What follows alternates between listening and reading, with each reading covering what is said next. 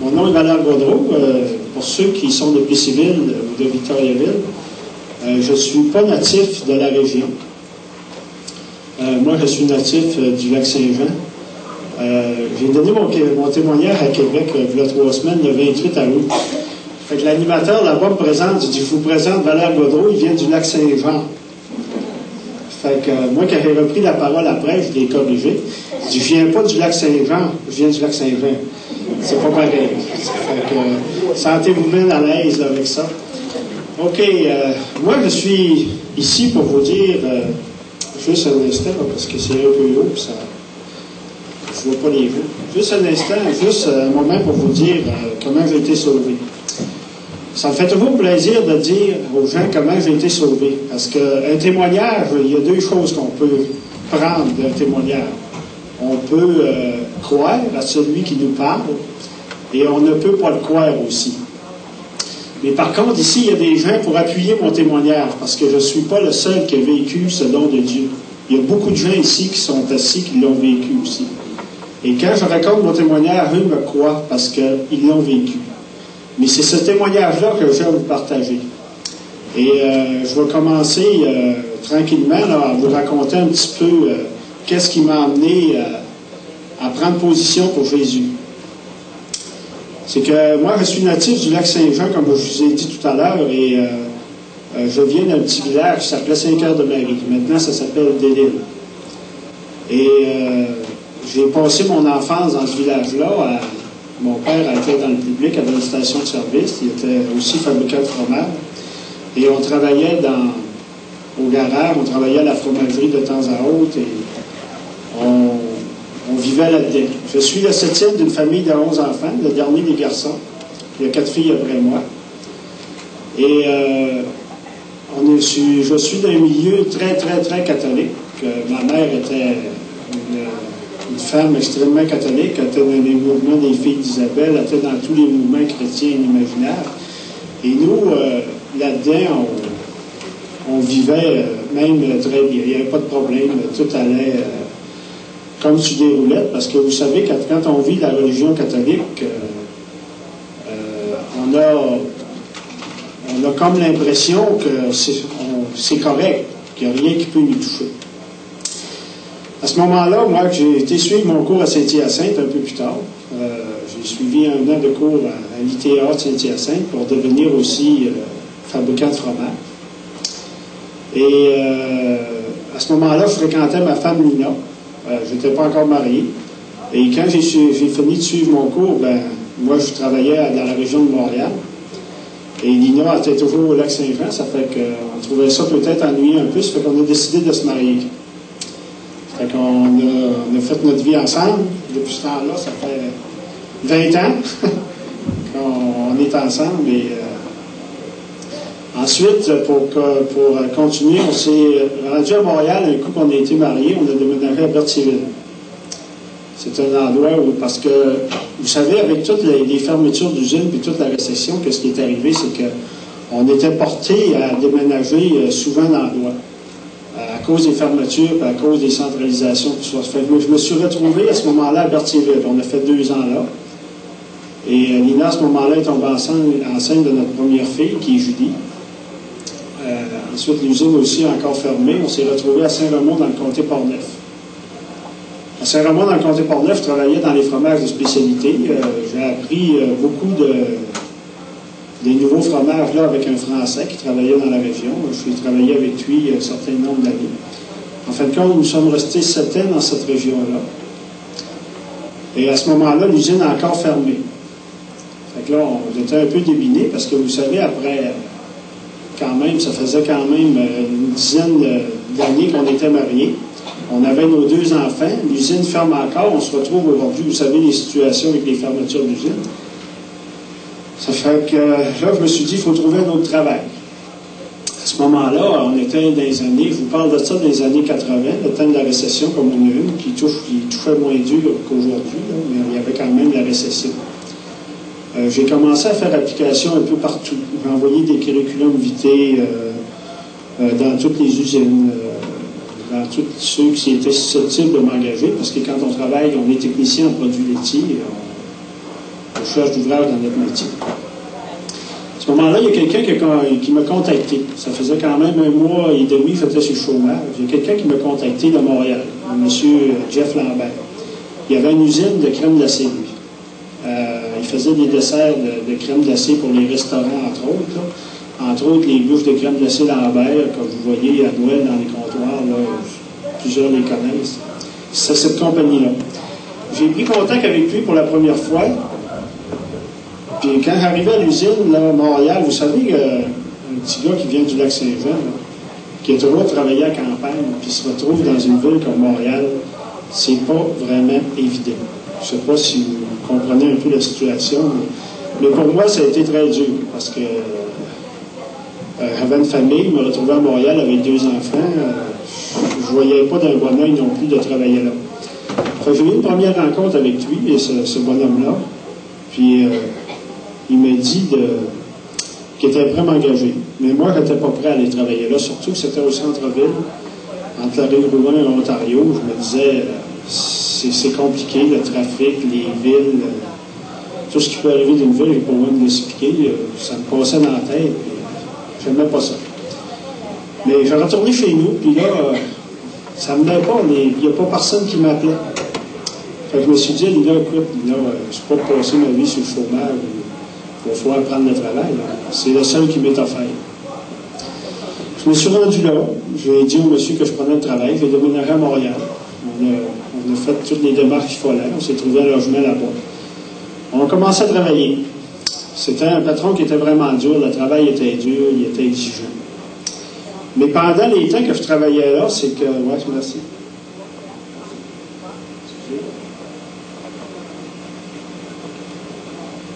Et le temps que j'ai pris pour travailler là, c'est que il arrivait toutes sortes d'événements autour de moi.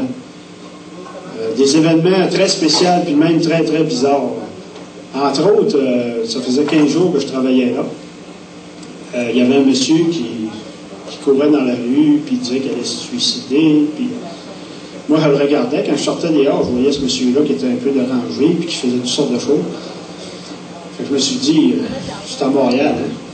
C'est pas sans faire. Je pense que, tu sais, je me disais dans ma tête, pour moi, ils sont tous comme ça. Vous savez, quand tu viens de la campagne, tu vois toutes sortes de choses. Fait que ce monsieur-là, au bout de 15 jours, je le voyais, je sors de l'usine, je voyais, il se vidait quelque chose sur la tête. Il y avait un gallon plein d'essence, puis ça vidait sa tête. À un moment donné, il a allumé son lecteur. Je ne sais pas si vous le savez, là, mais l'impact, là, on voit des choses à la télé, là, souvent là, des films de violence, mais ça ne nous marque pas. Mais quand on voit quelque chose de réel comme ça, là, ça nous marque énormément. Je ne vous mens pas, là, j'ai figé, là, j'ai passé au moins une demi-heure sans être capable d'articuler une parole. J'ai rentré dans l'usine, j'essayais de le dire à mon patron, mais je n'étais pas capable. Je n'étais pas capable, j'étais venu, il voyait, tu fais pas? C'est que t'es-tu malade? Puis là, je n'étais pas capable de lui dire rien. Je ne sais pas si vous le savez, mais ça a trotté dans ma tête la semaine. Ce monsieur-là, c'est sûr qu'il a été ramassé par l'ambulance, là, tout ça. Il n'est pas mort, là, d'après ce que je vois, mais il était vraiment brûlé, là, parce qu'on ne peut pas faire ça souvent. On ne peut pas le faire 2 fois de suite. Fait qu'une autre semaine d'après, c'est que il est arrivé un autre monsieur, un autre bizarre. Vous savez, quand tu es à Montréal, il y a toujours des bizarres. Puis moi, je travaillais avec des Vietnamiens, des Laotiens, il y avait toutes les races, parce que quand on travaille dans une compagnie comme ça, on fait des produits saisonniers. À un moment donné, tu slackes tout le monde, le produit est fini, puis mettons que les fêtes arrivent, là, 2 mois avant, tu engages une trentaine d'employés. Moi, j'étais contremaître général de l'usine à ce moment-là. Là, tu engageais une trentaine d'employés d'un coup. Il fallait manipuler ce personnel-là, puis leur montrer à travailler, puis pas le manipuler dans le sens de les exploiter, mais dealer avec tous ces gens-là, puis leur montrer à travailler. Fait que vous voyez un peu l'image dans ce que je travaillais, tu sais, quand tu es toujours en train de rencontrer des Québécois partout, puis là, tu arrives au travers des Noirs, là, puis des Italiens, puis tout ça, ça fait que... moi, je trouvais que c'était du monde comme nous, mais quand même, les mentalités, puis tout ça, là, le choix des idées était un peu spécial. Fait qu'il y a un autre monsieur bizarre de même qui se promenait dans la rue, puis il me montrait sa canne avec un pansement, il se promenait avec une pancarte, c'est marqué Henry, là, ce qui est marqué en haut de la croix, là, puis là, il me regardait, puis il me pointait avec sa canne, t'as voulu m'enterrer ici, tu disais toutes sortes de choses incohérentes, puis, ouf, un autre bizarre. Ça, j'ai trouvé ça moins drôle. J'arrivais, fille, en parlant à Lina, je disais, Lina, je te dis, ils vont me faire mourir. Ils vont me faire mourir, je ne peux pas rester ici, moi, ça n'a pas de bon sens. Une semaine après, mon patron engage un autre, c'est quelqu'un qui a mis en avant. Fait qu'il me le présente, parce que moi, en tant que contrôleur général, il fallait que je deal avec ce gars-là. Un grand monsieur, il s'appelait Denis Maisonneuve. Fait qu'il me le présente. Le midi, il arrive la première fois, il arrive avec ça sur du bois, il s'assied à la table. Ça, c'est à la table. Il regarde passer, il s'assied à la table, commence à lire. C'est pas un autre bizarre de ça. Un gars se promène avec sa Bible, quand tu viens de la 50, tu avais vu ça. Pas un autre bizarre de ça. C'est que c'est. Puis là, j'étais en train de manger, tu sais. Fait que là, je voulais pas y adresser trop la parole, hein. Fait que là, il commence à me poser des questions sur la parole de Dieu.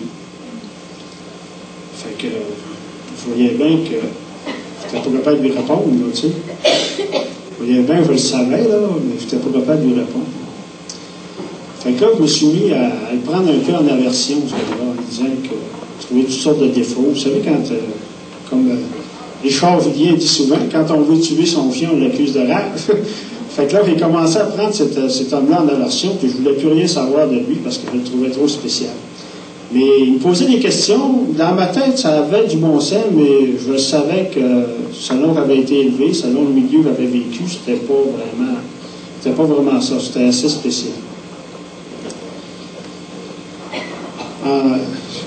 Plus tard, qu'est-ce qui est arrivé, c'est que cet homme-là, vu qu'on manquait de travail sur la route, mon patron nous voit, puis il voulait que je l'engage dans l'usine avec moi, pour le faire travailler. Fait que ça ne me tentait pas bien, hein. Tu sais, de voir un homme là, qui se promenait avec sa Bible dans l'usine, il avait un peu qui influence tout le monde. Fait que je me suis dit, OK, t'es le patron, tu veux que je l'engage, je vais le prendre. Fait que j'ai commencé à travailler avec cet homme-là. Fait que tranquillement, il arrivait à côté de moi, j'ai fait affaire à matin. Fait que moi, j'ai dit, écoute, je vais lui faire un travail, m'en débarrasser pour la journée. Il ne tiendra pas à côté de moi, hein, je vais l'éloigner assez loin pour pas qu'il vienne me voir. Fait que là, il y avait une job d'électricité dans la cave en bas. Oh, je vais dire ça, là, il va m'avoir pour la journée. Je l'envoie là. Fait que, il commence à faire le travail. Au bout de 2 heures environ, il vient me voir, il dit, j'ai fini. Y a-t-il d'autres choses à faire? Il était grand. Alors, j'ai dit, t'as déjà fini ça, toi? Il dit oui. Eh bien, il dit, on peut-tu aller voir ça? Oui, oui. Il descend en bas, je vais voir. Le travail était très bien fait, hein? Il dit, comment ça, tu sais-tu faire de l'électricité, toi? Il dit oui. Il dit, je suis technicien en électronique. Ah, ben, il n'y a pas si fou que ça, moi. Fait que là, tu sais, ça commence à jongler. Fait que le travail était bien fait, c'était ramassé, il voulait avoir d'autres choses à faire. Fait qu'il avait un petit job de menuiserie, je lui donne ça pour aller faire des choses dans l'usine. Il fait tout bien son travail, il revient, c'était terminé. Ah ouais, vous savez, quand un homme fait bien son travail et puis tout est contre-maître, tu vois que c'est peut-être un bon élément pour toi, tu n'es plus prêt de rester. Fait que là, ça a commencé à jouer dans ma tête. Ben, il n'est pas si pire que ça. Il est bizarre, mais il n'est pas si pire que ça. Il travaille bien. Fait que là, de plus en plus, il dînait avec nous, cet homme-là, puis de plus en plus, il me posait des questions, parce qu'il ne lâchait pas comme ça. Fait que moi aussi, je lui posais des questions. J'étais comme vous, hein. Je lui disais, toi, là, tu prêches, là, tu prends ta Bible, là, tu prêches à tout le monde comme ça. Là. Il dit, oui. Eh bien, il dit, je prêche dans le métro aussi. Je prêche dans le métro? Ben oui. Il dit, je prêche aussi dans les autobus. Je prêche dans les autobus. J'ai dit, hey, c'est spécial, un gars qui prêche dans les autobus. Il dit, t'as pas peur de faire rire de toi, tu passes pas pour un illuminé, là. Il dit, je me sens que t'aurais d'autres choses à faire que ça, là, tu sais, que de prêcher dans les autobus, puis dans le métro, puis tout ça. Non, il dit, je fais la volonté de Dieu, je sais que Dieu veut qu'on parle de sa parole. Puis il me contait tout ça. Mais il me posait des questions, mais des questions où je n'étais pas capable de répondre. Où je sentais là, qu'il y avait un tiraillement dans mon cœur, là, avec la religion que je vivais, parce que j'étais catholique, et avec ce que lui me disait. Je voyais que ça se ressemblait, mais je voyais que lui avait une coche là, de plus un peu. Là. Puis je me demandais c'était quoi. Fait que là, quand il commençait trop à m'harceler, parce que dans ce temps-là, il y avait un de mes frères qui a fait sa prêtrise. Il était ordonné prêtre, il avait 27 ans. Puis lui, quand il poussait trop, je lui disais, écoute, moi, là, Denis, là, c'est pas de mes affaires, mais j'ai dit, si je veux savoir quelque chose, je vais aller demander à mon frère qui est prêtre, là. J'ai dit, tu sais, comme je disais tout le temps, c'est pas un petit cul de la vague, il va venir nous montrer comment ça marche la parole de Dieu, tu sais. C'est ça que je pensais de ces gens-là. Fait qu'il insistait toujours, puis il disait des choses où ce que ça me marquait. Comme il disait, l'homme ne vivra pas seulement de pain, mais de toute parole qui sort de la bouche de Dieu. Ça, c'était paisible. Puis je savais pertinemment que je nourrissais mon corps, mais pas mon âme. Puis je sentais ce que mon âme n'était pas nourrie. Un soir, entre autres, pour raccourcir un peu tous les événements, un soir, entre autres, il me laissait un verset. Dans Jean 14,6, qui nous dit « Je suis le chemin, la vérité et la vie. Nul ne vient au Père que par moi. » Je dis « Oui, ça va, là, tu me l'as déjà dit. » Mais ce verset-là, là, il m'a trotté dans la tête. J'ai fini mon travail, je me suis en été chez nous.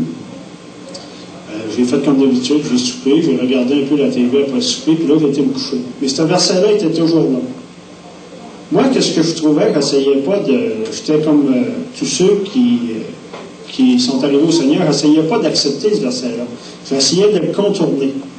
Autrement dit, en disant, ben, il doit bien avoir d'autres choses. Ça se peut pas qu'on soit sauvé juste comme ça, là, en croyant du cœur, que Jésus est le chemin, la vérité et la vie. Nul ne vient au Père que par moi. C'est là j'essayais de dire, ben, il y a bien d'autres moyens. Il y a sûrement d'autres moyens. Là, j'essayais de contourner ce verset-là. Non, c'est la vérité. Je sais pas ça. Là, je me disais, ouais, mais non, c'est le chemin. Vous savez, tout le temps pogné, là. Non, ben là, si je meurs, mais non, c'est la vie. C'est toujours en train de pogner, là. Nul ne vient au Père que par moi. Toute la nuit, je n'ai pas dormi de la nuit. Il y a des gens qui me connaissent ici. Quand je suis préoccupé, je ne dors pas. J'étais vraiment préoccupé pour ne pas dormir. Je n'ai pas dormi de la nuit. Je me suis levé durant la nuit. J'ai été boire de l'eau. J'en revenu. Ce verset-là m'en revenait. J'essayais de tout faire pour l'éviter. Je n'étais pas capable. Avec toutes mes croyances, là, tout ce que j'avais vécu. Parce qu'il faut vous dire que j'ai 41 ans. Puis qu'est-ce que j'ai vécu? Tous ceux de 40 ans vont vous le dire. J'ai vécu dans la région catholique à pratiquer ces principes-là. Moi, je me souviens quand j'étais jeune, puis il me disait, si tu veux aller au ciel, il y a des choses à faire. Il donnait des solutions. C'est que si tu fais ton carême, il y avait 40 jours dans le carême. Si tu vas en messe, sans manquer une journée, pendant tout ton carême, tu es sûr d'aller au ciel.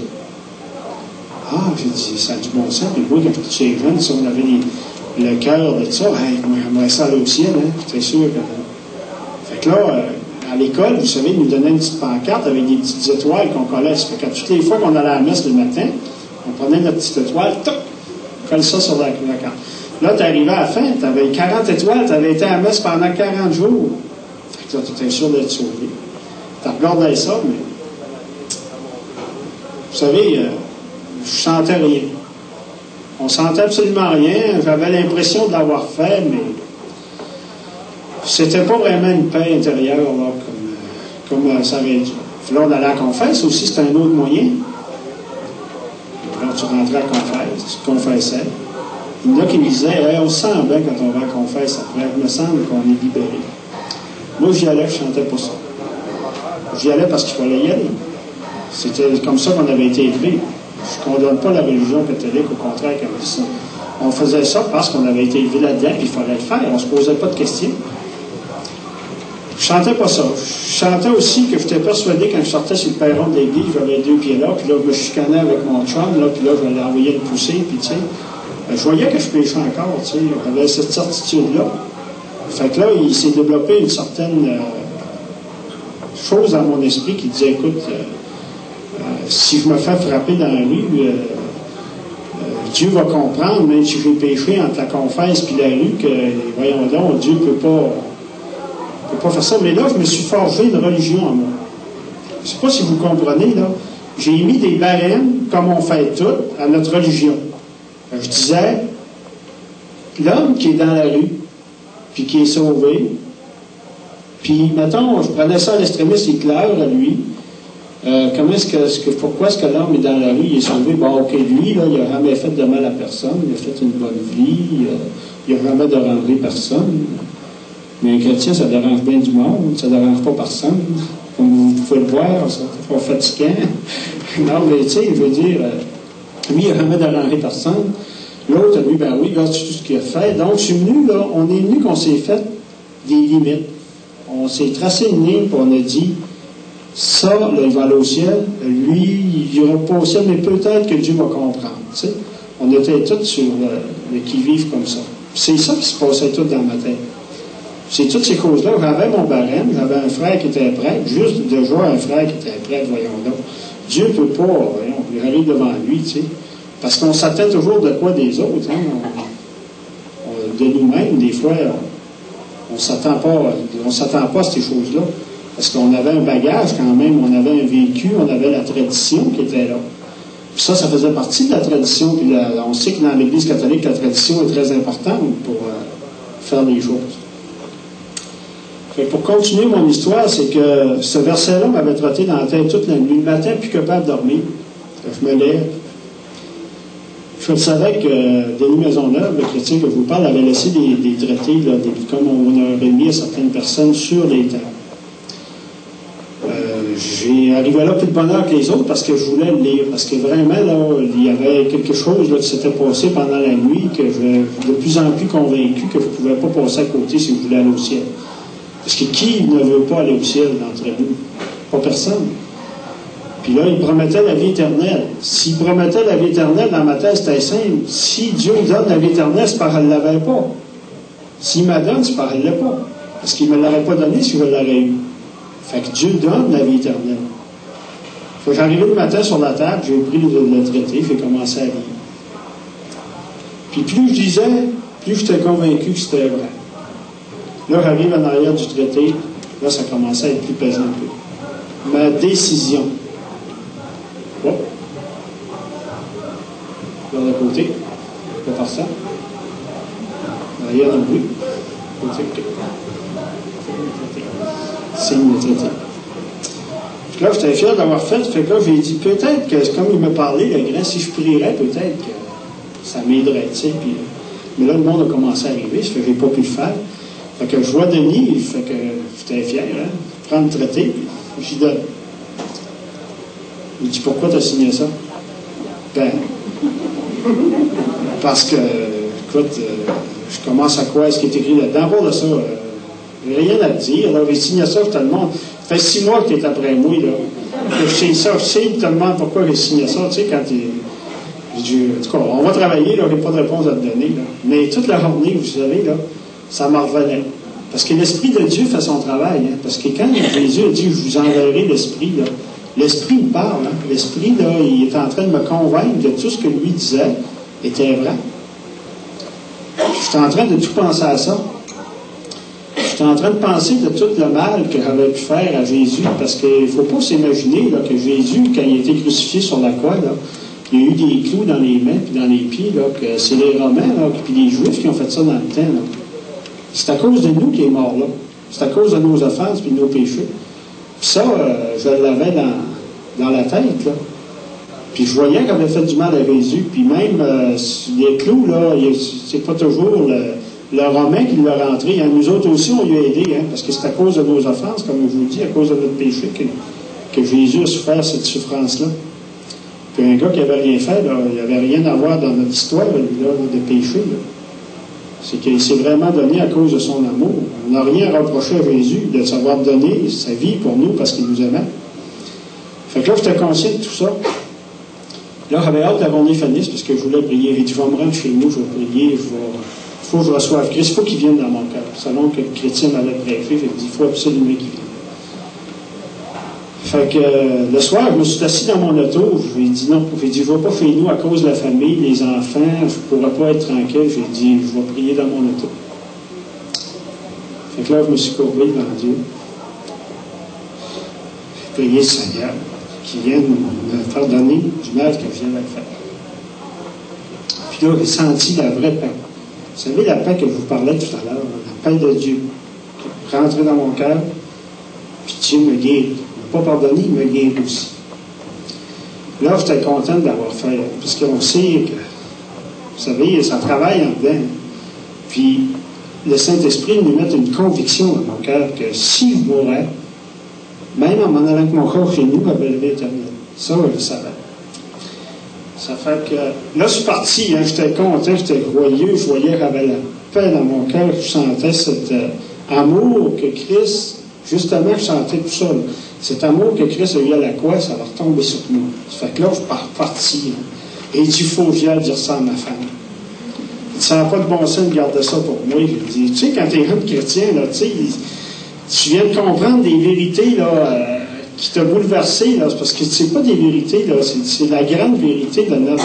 C'est le but ultime de notre vie sur la terre. C'est d'accepter Jésus-Christ pour qu'on puisse vivre avec pour l'éternité. La vie sur terre, c'est rien quand on compare l'éternité. Fait que là, je suis parti avec mon futur homme, t'as embarqué ça en première, là, et j'étais fou, j'étais joyeux, et passé sur des lumières, je vous mens pas, là. Je pense que Dieu l'a gardé parce que je serais jamais arrivé chez lui. Tu sais, quand tu es joyeux, j'étais fou. J'arrive devant ma femme. Moi, je connais bien ma femme. Fait que j'arrive devant ma femme, puis je lui ai dit ça comme ça, là, comme je vous dis là. Et là, je suis persuadé que le Seigneur m'aime, qu'il m'a sauvé, que j'ai la vie éternelle. Vous savez, quand ton mari, là, il arrive chez vous, puis il vous dit une affaire de main, parce qu'il ne s'attendait pas à ça, là, elle dit, tu le savais. Ma femme me dit ça, je le savais. Je te l'avais dit. Tu t'es laissé embarquer par ton grand qui est là-bas à côté, Colombe. C'est lui là, qui t'a embarqué, qui t'a emmené là-dedans. Là. Ben, d'une certaine manière, oui, mais c'est pas lui, là. C'est plus spécial que ça. Lui m'en a parlé, mais je suis en train de vivre une relation avec Dieu, là, une vraie relation. Fait qu'elle dit non, elle dit ça ne marchera pas ici. Puis elle me disait tout le temps, tu iras en parler à ton frère, voir ce qu'il va te dire de ça. Ouais. Peut-être que ça ne sera pas vraiment évident, là, tu sais. Fait que tranquillement, j'avais cette certitude-là, tranquillement, j'avais des contacts avec cet homme-là que je n'avais jamais eu avant, j'aimais sa présence, il travaillait, je regardais à côté de moi. Vous savez, hein, quasiment des préférences, parce qu'il voulait en savoir. Hein. Là, il m'a donné une Bible. Fait que là, on a commencé à lire la Bible. Alors, ben là, fou vrai, là. Je lisais ma Bible le matin, au break à 10 heures, le midi en 19, j'étais plus fou que l'autre. Je lisais ma au break après-midi, puis je lisais ma Bible le soir. Hey, là, j'étais tout le temps en train de lire ma Bible. Tu sais, on dirait que j'avais faim, mon âme avait faim. C'est pareil comme si j'avais été dans le désert pendant 30 ans, là, puis là, à un moment donné, je commence à nourrir mon âme. Puis là, cette faim puis cette soif-là revenait là, constamment, puis j'avais le goût de lire la parole de Dieu parce que c'était beau. Il y avait quand même des choses dures dans la parole de Dieu, mais on voyait l'amour que Dieu avait eu pour moi, puis j'étais enthousiaste, puis je disais ça. Puis à un moment donné, je tombais sur les nerfs de ma femme. Hein. On va vous dire, un gars qui est dans ma ronde, qui lit tout le temps sa Bible. Puis là, des fois, on avait des conflits, puis elle me disait, c'est ça, on va lire ta Bible, là, ouais. C'est une bonne punition, hein. Fait que là, ça ne me faisait rien. Je m'en allais dans la chambre, puis j'allais lire ma Bible. Là, on venait me retrouver, elle disait, elle s'assisait, elle disait, voyons, Valérie. Elle dit, tu peux pas changer de religion. Je ne change pas de religion, c'est juste la Bible. Et pas, je ne vais pas dans aucune religion, j'ai compris des choses. Fait qu'elle essayait de trouver des questions pour un peu comme je faisais avec mon grand. Elle faisait pareil. Là, mais moi, c'est moi qui étais pris avec elle. Là. C'est pas lui qui était pris avec moi, vous savez. Fait que là, elle me disait, voyons, là, on est catholiques qui disaient que quand tu lis la Bible, c'est pas tout à fait, elle disait, Pierre, tu es Pierre, et sur cette pierre, je bâtirai mon église. Fait que la Bible disait le contraire. Jésus disait, je te dis, Pierre, que sur cette pierre, je construirai mon église. Parce que Pierre venait de faire une affirmation, qui avait reconnu que Jésus était le Christ. Puis il a dit, sur cette affirmation, je vais bâtir mon église. C'est ça qu'il voulait dire à Pierre. Mais elle essayait de me convaincre de l'autre verset. Puis moi, j'essayais d'expliquer que c'était pas ça. Que c'était pas c'était des pierres vivantes que l'Église existait. C'était pas des pierres, le bâtiment, là. C'est Jésus qui bâtit, même aujourd'hui, là, on est proche de l'an 2000, Jésus construit son Église, puisqu'il nous l'a dit, je vais bâtir mon Église. Donc, il continue. C'est un miracle qu'aujourd'hui, que nous, qui sommes chrétiens, on ait la même croyance que les apôtres. C'est vraiment du miracle. Puis quand on sait que la Bible a été écrite à partir de la Genèse, aller aujourd'hui, puis ils parlent tous de la même chose. Sur une période de 4000 ans, ils parlent exactement du même homme, du même Dieu, de la même chose, qu'est-ce qui va arriver, ils annoncent le salut est arrivé. Parce que nous, en tant que peuple, ça fait juste 2000 ans qu'on a le droit à cette grâce-là. Parce qu'avant ça, c'était réservé aux Juifs dans l'Ancien Testament d'avoir le salut. Mais depuis Jésus est venu, il l'a réservé à tous les hommes. Fait qu'à partir de là, Lina essayait de me convaincre. Puis moi, je lui ai dit, écoute, je vais inviter Denis chez nous. Vous savez que tu prends tous les moyens, là. Il était rendu chez nous. Je vais inviter Denis chez nous. Parce qu'on ne pratiquait pas de religion, on n'allait dans aucune église, aucune assemblée à ce moment-là. Ça fait que là, Lina amenait, puis elle trouvait que ça avait du bon sein, mais elle n'embarquait pas encore. Puis à un moment donné, elle a embarqué. On a emmené un MTL, là, une campagne d'évangélisation. Il y avait M. Chouaki qui parlait. Là, Lina, avec tout ce qu'on avait fait, tout ce qu'on avait dit, là, elle a accepté le Seigneur aussi dans sa vie. Mais ça n'a pas été sans peine. Là, je ne peux pas tout vous conter ça, mais il est arrivé toutes sortes de choses là, qui fait qu'elle ne voulait pas venir, puis les enfants avaient attrapé des choses. Vous savez, à l'école, là, quand les enfants ont contact ensemble, des petites bébites, là, puis là, ce samedi-là, elle dit, moi, je ne vois pas gars qui arrive, puis c'est pas pour le type, là. Elle est un peu le poule, hein. Fait que toutes ces choses-là, fait qu'elle ne voulait pas venir. Fait qu'il y avait toutes sortes d'événements de même. Puis là, Brigitte est venue avec Denis, puis c'était un couple extraordinaire, Brigitte puis Denis. Brigitte, elle vient chez nous. Elle dit, Alina, laisse faire, je vais t'aider. Puis là, lave ici, lave là, lave des vitres. Bon, là, y a-t-il d'autres choses à faire? Là, je cherchais d'autres choses. Elle ne voulait pas venir. Vous savez, quand on ne veut pas aller d'une place, on est tous comme ça. Là. On est tous un peu. Fait que là, moi, je suis arrivé chez nous avec ma Bible. Comme chrétien, là, j'avais aussi l'enthousiasme que j'avais, je ne l'avais pas perdu. J'ai mis ça sur la table. Devant chez nous, là, le monde qui était là. Fait que là, j'ai ouvert ma Bible, j'ai commencé à les évangéliser. Moi, je ne voyais pas comment est-ce qu'ils ne pouvaient pas accepter ça. Ça ne se pouvait pas. Voyons donc. C'est bien trop clair. C'est bien trop simple. Voyons donc. On n'a même pas envie de pratiquer de religion. On a juste à croire pour accepter Jésus dans notre cœur pour la vie éternelle. Voyons donc. Fait que là, j'ai commencé à parler. Ma mère était au bout de la table. Mon père, il se berçait. On regardait vers des tanks à gaz parce qu'on avait une station de service. Fait que, il y avait Sylvette aussi qui était là. Puis il y avait 2-3 autres personnes. Là, je ne me souviens plus exactement lesquelles. En tout cas, c'était des membres de ma famille. Là, je suis posé le salut parce que ma mère a toujours eu une grosse Bible ouverte dans la maison, là, immaculée de Jérusalem, là, sur un trait comme ça en bois.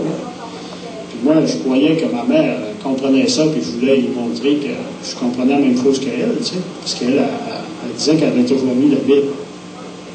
Mais évidemment, j'ai vu que c'était pas tout à fait ça. Mon père, il me regarde. Je vais inviter moi le jour. Non. Là, je voyais que ça a commencé à cracher. Ma mère, voyons donc, tu as tout le temps été catholique pour sortir de ta religion. Je ne pratique pas aucune religion. Je suis encore catholique, d'après ce que je peux savoir, mais j'ai compris des choses, puis je vous les explique. Non, pas en tout. Pas en tout, elle ne voulait pas en tout que je lui explique ça. Mon père non plus. Fait que là, j'ai fait de mal. Tu sais, là, j'ai commencé à analyser que les choses de Dieu, comme il nous dit, ça accroche quand on arrive dans notre famille. Mais il y avait une de mes sœurs, Sylvette, elle voyait bien ça. Elle voyait de l'or à l'Église catholique, musicienne, puis elle me regardait, puis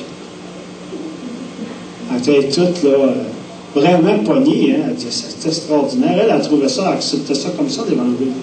Premier coup qu'on y a exposé l'Évangile, ça a été ben. Elle a accepté l'Évangile comme ça. Comme ça, là. Elle tirait sur la Bible pour l'avoir. Tellement. Fait que là, elle continuait à venir à l'Église catholique. Elle se rendait bien compte de ce qu'il disait en avant. Puis ce qu'il disait là-dedans, c'était pas pareil, hein. Parce que vous savez que c'est la base de la vie, hein, chrétienne, la Bible. On ne peut pas passer à côté, on ne peut pas en prendre et en laisser. Parce que ce qu'on va prendre, ce qu'on va laisser, ça va faire dur. Parce qu'on en voit des grands prédicateurs qui en prennent un peu, mais qui en laissent beaucoup. Ou on voit souvent des personnes là, qui en laissent parce que c'est trop dur, qui prennent ce qui est bon. Tu sais, mais il ne faut pas en prendre, en laisser, il faut prendre la Bible. Il y a un couvert à l'eau. Ça fait partie de la croyance du chrétien, parce que c'est la parole de Dieu. Qu'elle, ça accroît. Elle, là, elle me voyait, là. De la misère à dire ça en public, elle me voyait comme un apôtre. Elle était rendue là, elle, c'est pas mêlant. Tu sais, quand Dieu, là, éclaire un cœur, puis il fait des choses, là, où toi, tu n'as pas place, là. Elle voyait ça comme ça. Elle a accepté Jésus comme ça. Après ça, j'ai été chez Lisette. On a commencé à exposer ça à Lisette. Christian était bien mon frère, ici, il était bien, ça se pouvait pas, puis il y avait beaucoup de misère avec ça. Je peux vous garantir qu'il trouvait que j'étais moins phoné qu'avant. Parce que je n'ai pas le droit de vous dire, hein, quand j'étais comme tout le monde, je prenais un coup, je fumais, j'allais veiller, on avait du fun ensemble, puis le monde il avait du fun avec moi. Parce que je n'étais pas un gars malheureux, moi, là, quand je faisais toutes ces choses-là. Mais là, je m'apercevais qu'il s'amusait pas mal avec moi, qu'il s'amusait moins avec moi, là, pas mal. Je commençais à trouver ça difficile, ce que j'y exposais. Fait que là, il vient me voir à un moment donné, puis il me dit, toi, là, ça me surprend, bien gros, que tu sais rentrer là-dedans. Il dit, en tout cas, je te comprends. Ben là, c'est la même chose pour moi aujourd'hui, là. Il est rentré là-dedans, là, je peux dire la même chose. Ça me surprend bien gros qu'il s'est rendu là aussi. Non, mais vous savez, c'est qu'à force d'évangéliser puis de faire connaître la parole de Dieu autour de nous, c'est que on vit tous des problèmes dans nos vies, on a toutes des expériences, on s'aperçoit que de plus en plus qu'aller vers Dieu, c'est la solution. Parce que Dieu il a dit, venez à moi, vous tous qui êtes chargés. Je vous donnerai du repos pour vos âmes. Mais cette paix intérieure-là que j'ai vécue avec Dieu, je l'ai encore, même après 10 ans, même après 11 ans, je l'ai encore. Et tous les gens qui sont assis ici, c'est cette paix-là, qui ont cette certitude. Quand on parle de paix, on parle d'assurance, on parle de certitude. Quand on parle de certitude, on parle aussi de confiance à marcher dans la vie, même avec tout ce qui nous arrive. Un chrétien n'est pas à l'abri de manger des claques sur le nez. Un chrétien n'est pas à l'abri d'avoir des malheurs dans sa famille. Au contraire, on a un ennemi, nous, en tant que chrétiens, aussi, qui est Satan. Un ennemi spirituel. On n'a pas rien qu'un ami spirituel, on a un ennemi. Il ne veut pas qu'on y aille là. Il ne veut pas. Aujourd'hui, dans notre société, on ne va pas parler de Satan, ça n'a absolument pas de bon sens. Mais on ne peut pas parler de... On ne parle pas dans l'air comme ça existe. Ceux qui font des sciences occultes, puis qui invoquent les esprits, puis que les esprits viennent, vous êtes conscients qu'ils viennent, puis je le crois qu'ils viennent aussi. On est conscient qu'il y a un monde spirituel. On le voit, il n'y a pas personne qui est assis ici aujourd'hui qui peut dire qu'il n'y a rien après la mort. Parce qu'il est déjà menteur en partant. Parce que Dieu, dans sa parole, nous dit qu'il a mis la pensée d'éternité dans le cœur de l'homme. En mettant la pensée d'éternité dans le cœur de l'homme, est-ce qu'on peut vraiment nier qu'il n'y a rien après la mort? On ne peut pas. Parce que cette pensée-là, elle nous ronge tout le temps. Elle nous ronge tout le temps. C'est ça qu'on cherche. C'est ça qu'on cherche dans nos veillées, nos plaisirs éphémères, la boisson, la drogue, il y en a qui s'en vont dans le sexe, il y en a qui s'en vont partout. Pour essayer justement d'apaiser cette conscience, apaiser que Jésus nous a donné la pensée de l'éternité. Fait que celui qui est athée, qui dit « je ne crois pas en Dieu », là, probablement qu'il peut être menteur. Parce que ça prend beaucoup de foi pour être athée, je peux vous le dire. Parce que l'homme est religieux même de nature. L'homme a besoin de croire. Mais les croyances ne donnent pas tous la paix. On est conscient de ça. On voit des hommes, des religions qui se pratiquent. Regardez la différence entre toutes les religions. La vôtre, même la mienne que je peux pratiquer. Toutes les religions. Nous autres, on a l'espérance que notre Dieu est vivant comparé à toutes ces religions-là. On voit les religions comme le bouddhisme. Le Dieu est mort. Le Dieu n'est pas ressuscité. Toutes les autres religions, c'est la différence. Nous, on a un Dieu vivant. On a un Dieu qui est avec nous. Il est présent ici ce matin. Il écoute tout ce qu'on dit présentement. Parce que Dieu, c'est tout. On a un Dieu vivant. Un Dieu qui prend le temps à nous. Il dit qu'il ne tombe pas un cheveu par terre sans cesser sa volonté. Ni un passereau qui tombe par terre sans que Dieu le sache. Imaginez les humains. Il se met bien plus mal pour les humains, il est venu mourir sur la croix. Fait qu'il n'est pas venu mourir pour les oiseaux, puis les chiens, puis les lions, puis les castors, puis les dinosaures qu'il y avait dans le temps. Il est venu mourir pour l'homme. C'est pour ça qu'il est venu mourir. Le péché, ça produit, la Bible nous dit, la mort. Adam et Ève étaient dans le paradis, ils ont désobéi à Dieu, ils ont été mangés du fruit défendu. Qu'est-ce que ça a produit? La mort. Ils ont coupé les relations avec Dieu. Qu'est-ce qui fait que notre relation est coupée avec Dieu? C'est le péché qu'on a en dedans de nous, le mal qu'on fait. Vous savez, on dit, ouais, mais moi, là, je suis pas pire, tu sais, comme je vous ai expliqué tantôt, on s'est mis des barèmes, là, pour notre...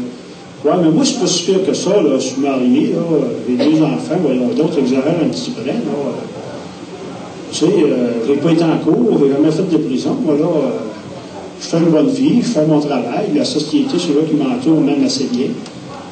Tu sais, fait que là, on s'est fait un barème. Mais nous, on se permet de faire des barèmes comme ça. Mais est-ce que notre grand Dieu, lui, n'aurait pas mis un barème pour aller au salut? Est-ce que vous pensez que Dieu, lui, il ne pense pas, il n'y a pas de colonne vertébrale? On n'a pas un Dieu compréhensif, là, comme les gens pensent. On a un Dieu qui se tient debout, un Dieu qui a de la colonne vertébrale. Puis Dieu, quand il dit « il faut », puis Dieu met un commandement, c'est pour ne pas passer à côté. Il se tient debout, notre Dieu. C'est un grand Dieu qu'on a, mais c'est un Dieu qui se tient debout. Il va nous emmener à lui dans l'amour. Il ne nous emmènera pas à lui là, pour nous dire, nous battre là, toutes les fois qu'on fait quoi de mal. Au contraire, Dieu nous trace des lignes. Il dit dans Éphésiens 2:8, c'est par la grâce que vous êtes sauvés, par le moyen de la foi. Et cela ne vient pas de vous, c'est le don de Dieu. On voit qu'on n'a rien à faire pour aller à Dieu. On a juste à accepter le barème que Dieu nous a imposé. Mais il dit, venez à moi, vous tous qui êtes chargés. Je vous donnerai du repos pour vos âmes, car mon joug est léger, doux et humble de cœur. C'est ça le fardeau de Dieu. C'est un fardeau léger, doux et humble de cœur. Ce ne sont pas comme les fardeaux que les religions nous imposent. Ce ne sont pas comme les fardeaux qu'on est imposés. On suit la ligne que Dieu nous a donnée dans sa parole. C'est ça que Dieu nous a donné dans sa parole. Cette ligne-là, cette certitude, c'est sa ligne à lui. Quand il dit « Je suis le chemin, la vérité et la vie », nul ne vient au Père que par moi. C'est ça. C'est le barème qui nous impose de suivre le chemin, de suivre cette vérité, de suivre cette vie. Parce que nul ne vient au Père que par lui. C'est ça le barème de Dieu. Nous, on fait le nôtre, mais Dieu fait lequel qu'on choisit pour aller au ciel. Est-ce que vous pensez que le nôtre est bon? Parce que quand on passe en cours, là, c'est pour des offenses graves. On dit devant Dieu, ben j'ai jamais tué, moi j'ai jamais fait ci, j'ai jamais fait d'inceste, j'ai jamais volé le gouvernement. Mais quand on regarde là, tout ce qu'on fait par orgueil, c'est pas condamnable par la cour, ça. Quand on regarde tout ce qu'on fait par, mettons, médisance, calomnie, la cour ne condamne pas ça. C'est quand tu ton rapport d'impôt, tu falsifies un petit peu ton rapport d'impôt, là. Dieu, il voit ça, lui. Tout ce qu'on fait dans le secret, Dieu le voit. Il ne faut pas se leurrer, là. Mais qu'on arrive devant Dieu, là, il va comprendre. Non, non, non. On ne sera pas blanchi comme ça, là. Car le salaire du péché, c'est la mort, hein. Puis c'est pas la petite menterie, là, ça ne vous amènera pas en cours, ça, là. Mais la petite menterie, là, c'est assez pour ne pas vous aller au ciel. Pourquoi? Parce qu'on n'est pas pardonné. C'est le barème de Dieu. C'est lui qui l'a établi. Mais ce qui est extraordinaire, c'est que Dieu ne nous a pas laissé comme ça, là. On ne peut plus rien faire. Qui peut aller au ciel? Il expliquait ça aux apôtres. Les apôtres disaient, mais Seigneur, qui peut aller au ciel? Il n'y a pas personne qui peut aller au ciel. Pas un. Dans Romains, il nous dit, nul n'est intelligent, nul ne cherchera Dieu. Ne pas un. Romains nous dit. Mais Dieu ne nous a pas laissé comme ça, bang, sans solution. Il est venu mourir sur cette croix pour nous. Il est venu s'exposer à cette douleur pour qu'on puisse être sauvé. Sinon, il ne l'aurait pas fait. Tu sais, quand on vient au monde, on vient baptiser, puis on fait toute cette religion-là qui est imposée par les hommes. Quand on regarde la Bible, là, ça ne nous est pas imposé, ça. Le baptême était donné aux croyants. Le baptême n'était pas donné à n'importe qui. C'était donné aux croyants.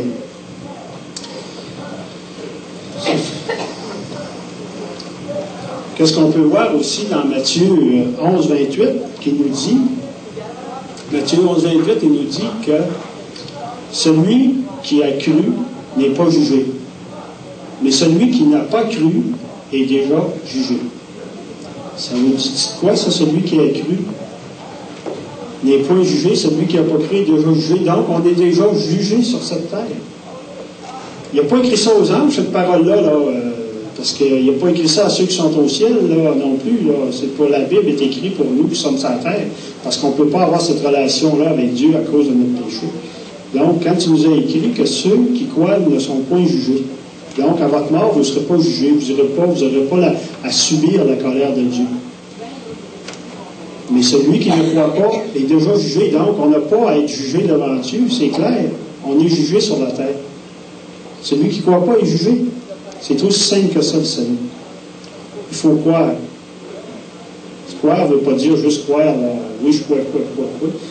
Tu comptes une histoire, oui, je crois, l'autre dit non, je ne te crois pas, l'autre dit oui, je te le dis, je ne te crois pas, tu sais, l'histoire là, qui vient. Mais c'est croire, c'est ça, là, c'est justement d'embarquer avec Dieu, en mettre le pied dans le salut. Accepter ce que Dieu a pu mettre, son barème à lui. C'est avec son idée qu'on va au ciel, c'est pas avec la nôtre. C'est ça que j'ai compris, moi. Que c'est lui qui met ce qu'il faut devant nous.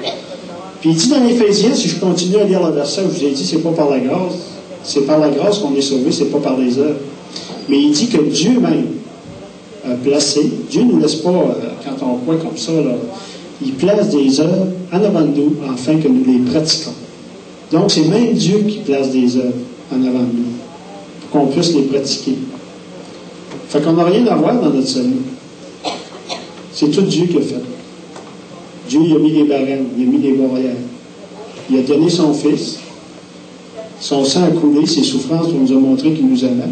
Parce que quand on veut prouver à quelqu'un qu'on l'aime, puis tu vas aller aux limites de lui montrer que tu l'aimes là, énormément, Jésus dit, il n'y a pas de plus grand amour que de donner sa vie pour ceux qu'on aime. Donner sa vie, c'est le vrai amour. Puis l'amour ne se vit pas, là, ça ne tombe pas de même du ciel, là, bang, tu reçois ça sur la quille comme on regarde dans un téléroman, là, puis que l'amour est arrivé, tu vois un beau gars, tombe à l'envers, ça c'est le vrai amour. Non, ça c'est pas le vrai amour, c'est le coup de foot, c'est pas pareil. Mais le vrai amour, là, ça ne s'acquiert pas sans souffrance. C'est l'exemple de Jésus. Dieu a souffert sur la terre pour acquérir cet amour, pour nous convaincre. Ça s'acquiert par la souffrance, l'amour. C'est pas si beau que ça, là. Oui, Dieu nous aime, mais Dieu l'a tout fait à notre place. C'est ça, parce que c'est nous autres qui méritaient la mort. Pas lui. C'est nous autres qui auraient dû être là, à sa place. Pas lui. Il n'a rien fait, lui. Mais nous autres, on a fait quelque chose. C'est de ça que j'ai pris conscience dans mon cerveau. C'est cet aspect-là que je veux vous donner ce matin. Fait que j'ai juste... vous savez, avec toute notre société à l'heure actuelle, on n'a pas assez de cacher, là. On a des taxes qui nous écrasent un peu, les impôts, le gouvernement. Tu ne peux plus mettre le pied sur le voisin sans que tu te fasses assassiner et tu ne peux plus faire, tu peux plus rien faire aujourd'hui. Tu as des lois, des barèmes partout. Un gars qui observerait toutes les lois aujourd'hui, ça serait incroyable tout ce qu'il y aurait à faire. Il prendrait rien que sa journée avant de sortir de chez lui, pour voir s'il a le droit de faire ci, il a le droit de faire ça. Parce qu'il y a des lois, les hommes nous écrasent comme ça. Mais Dieu nous sauve pour la liberté. On est libre après. On est libre. On n'est plus sur l'esclavage du diable.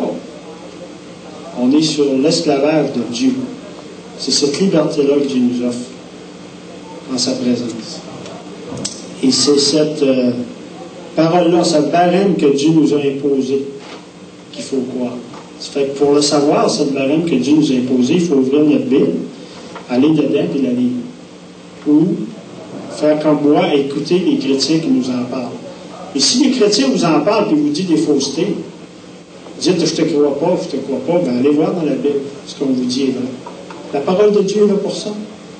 C'est pour ça qu'il l'a écrit. C'est pour qu'on vérifie ce qu'on nous dit est vrai. Et je pense que c'est normal qu'on y aille vérifier. Parce qu'on n'est pas pour se faire raconter n'importe quoi. Tu sais, ceux qui croient l'âme, là, on voit ce qui arrive, là. Poignés dans des sectes, poignés ici. Poignés là. Il y en a un qui, là, ça fait pas longtemps, là, Walcott, exemple. C'est ça, Walcott, exemple. Des enfants et des femmes ont encore péri là-dedans. Pourquoi? S'il avait lu la parole de Dieu, il aurait bien vu que les gars en avant, ils imposaient des choses qui n'étaient pas normales. C'est pas Dieu qui imposait ça, là. C'est lui qui les imposait à ses disciples. Jésus l'a dit, mon fardeau est doux et léger. Venez à moi, vous donnerez du repos pour vos âmes. Là-dessus, je vais terminer. Je vais demander à Gaëtan de s'approcher pour terminer avec un chant. Aussi à l'équipe, est-ce que tu veux t'avancer, Gaëtan? Terminer avec l'équipe. Puis je veux juste vous dire une chose, c'est que moi, quand j'étais à Jésus-Christ, je n'ai rien perdu. J'ai rien perdu, au contraire, j'ai tout gagné. J'ai délaissé tout ce que je faisais pour essayer de satisfaire ma paix du cœur. Puis ça ne m'a pas dérangé du tout. Au contraire. Maintenant, j'ai une richesse incroyable dans le cœur. Puis je sais que je vais mourir, je vais l'avoir pour l'éternité. Parce que Jésus, il a dit, celui qui croit a la vie éternelle. Quand est-ce qu'on commence à avoir la vie éternelle? Quand on croit. Je ne suis pas tout seul à penser ça. Mais c'est eux autres, là, c'est pas moi qui les ai fait penser ça, parce qu'ils ont lu la même chose que moi. Ils ont lu la parole de Dieu. C'est pour ça qu'ils pensent comme ça aussi. Puis ce que j'ai vécu dans mon témoignage, là, est-ce qu'il y en a parmi vous qui l'ont vécu, cette paix aussi de Dieu? Levez la main ceux qui l'ont vécu. Qui l'ont vécu. Hey, hein? Pas fou, hein? C'est pas tout seul de fou, en tout cas. Tu sais, on voit qu'il y en a d'autres qui ont vécu cette paix, cette relation avec Dieu. Puis je vous laisse là-dessus. Puis en espérant, et je suis sûr que Dieu va vous convaincre que c'est lui qui donne la paix du cœur. C'est ça.